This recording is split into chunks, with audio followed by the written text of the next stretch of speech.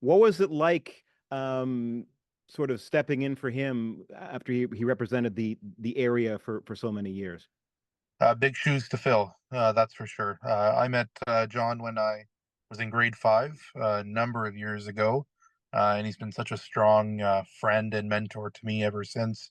And today I'm thinking about his family, in particular, the love of his life, Ellie, his boys, and really thankful for the incredible service that he provided to the people of Langford, but all British Columbians. He loved his community. Anytime when he was over in Berlin, over the course of the last couple of weeks, he was always asking, "How's that person doing?" He knew them by name. He's a remarkable man and one of a kind. And for me personally, I can't put in words how much his friendship has meant to me personally. Anytime that I needed a friend, he was there. Someone to mentor me, and I'm going to miss him deeply. I'm truly going to miss him deeply. Was there any particular piece of advice that he gave you when you decided to take on the job of representing Langford? Any sort of mentor-mentee kind of relationship there?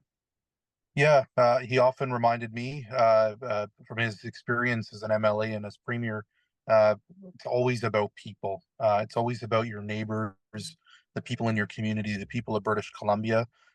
Politics often becomes something focused on one individual or a group of people or a political party, but he often talked about how it wasn't him. It was all about the people of BC. It was always about the people of Langford who he loved and they loved him back. And that's something that I'll hold in my heart and in my mind for as long as I'm involved in public life. He, has been involved in politics for such a long time. Was just at the legislature just a short while ago, and that building was always a happy place for him. Often he'd be late to meetings because he was on his way to a meeting and got stuck giving a tour to someone he didn't know.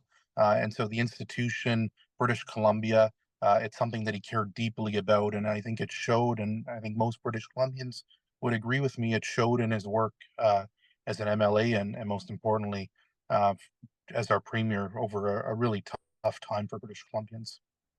Now, Mr. Horgan, of course, was a fixture in Langford and the West Shore.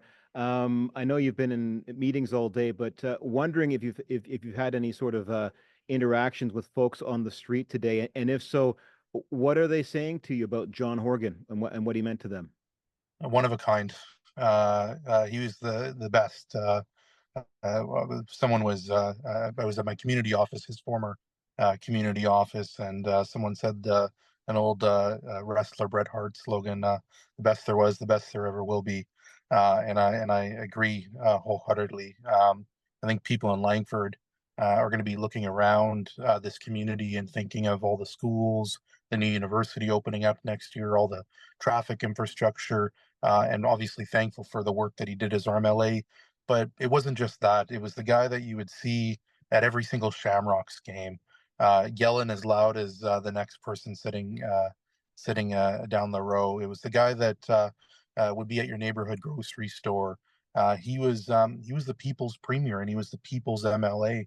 And it's no surprise why so many people said that he's the type of guy that you would want to have a beer with. I think that's what the people of Langford are going to be thinking about, not only today, but for many days ahead.